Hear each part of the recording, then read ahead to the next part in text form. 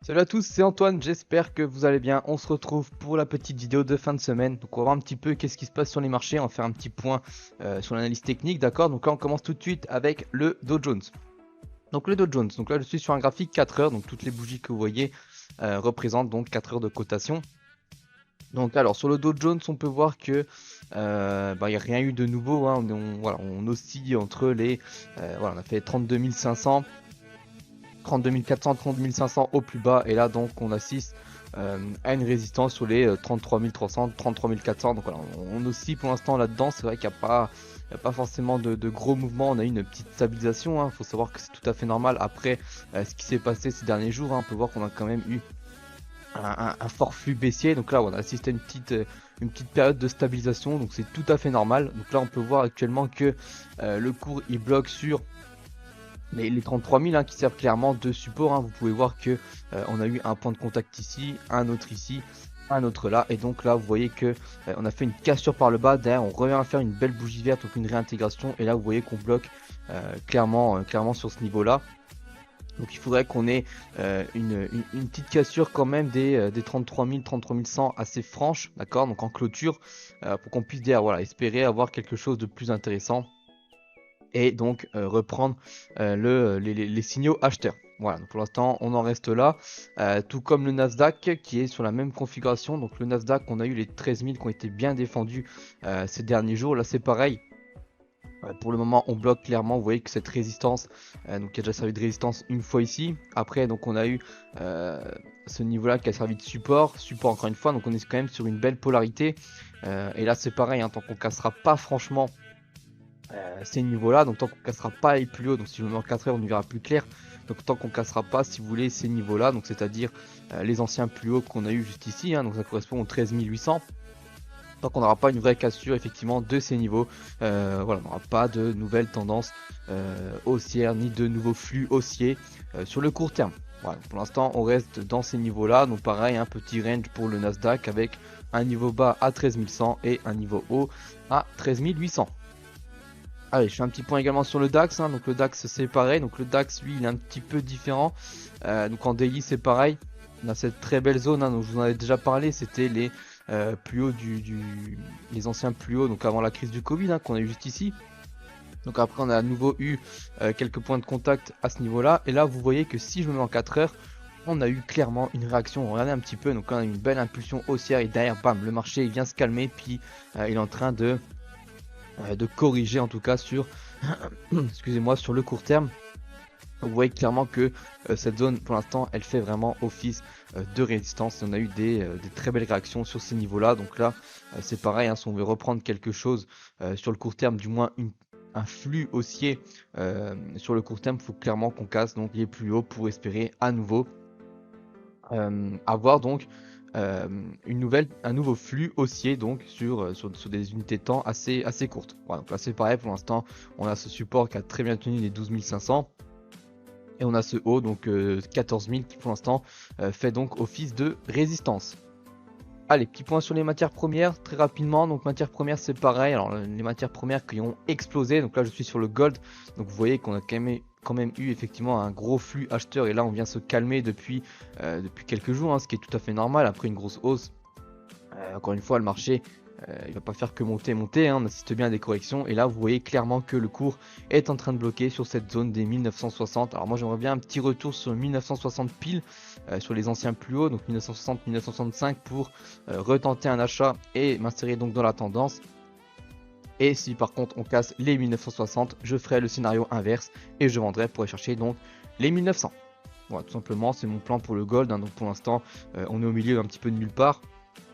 Donc là vous voyez qu'on a une stabilisation, ce qui est normal. Donc voilà, j'aimerais bien qu'on redescende un petit peu pour pouvoir m'insérer donc dans la tendance.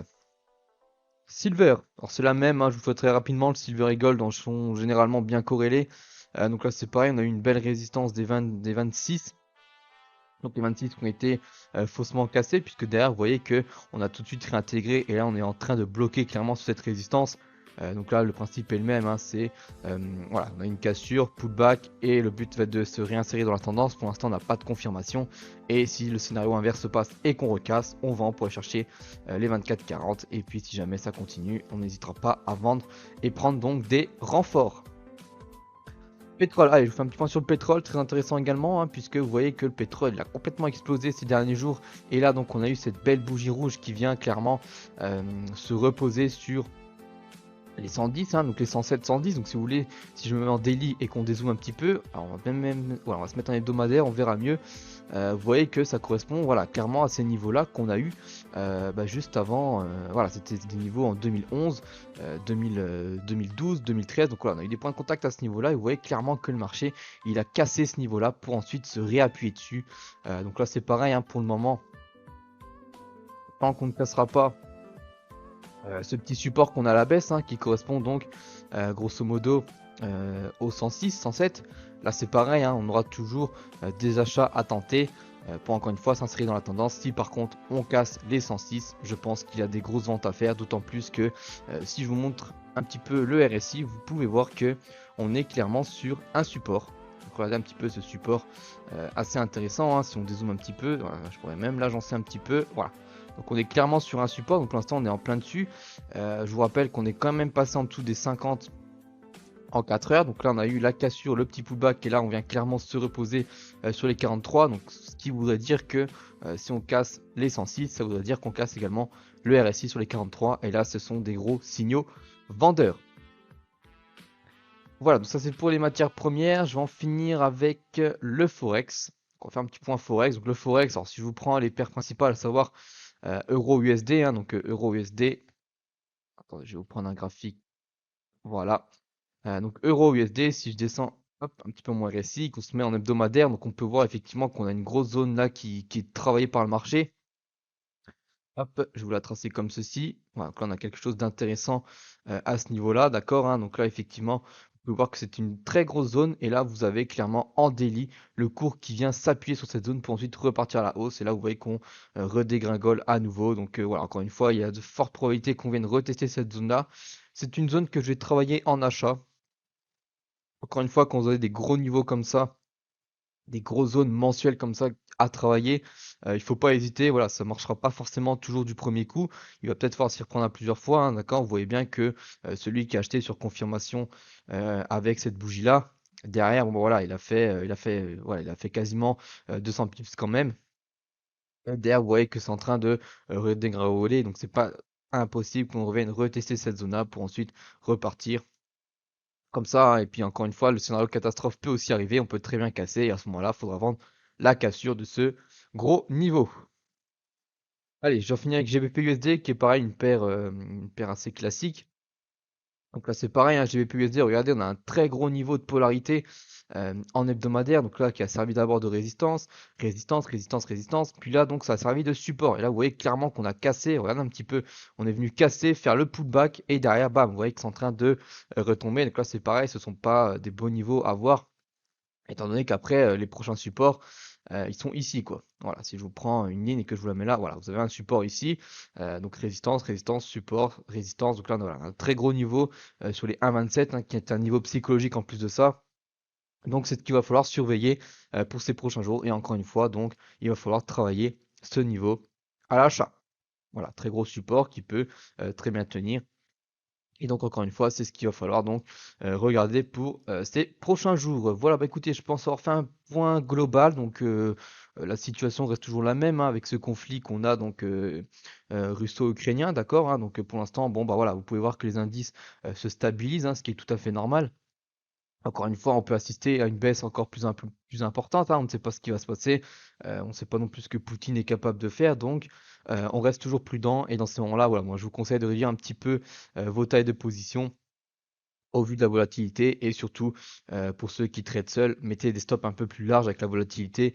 Voilà, notamment sur le Dow Jones, mettre des stop loss de 50, 60 points en ce moment, c'est pas, voilà, c'est pas l'idéal, d'autant plus que, voilà, si je vous prends des graphiques, par exemple en 30 minutes, hein, vous pouvez voir que clairement on a des variations.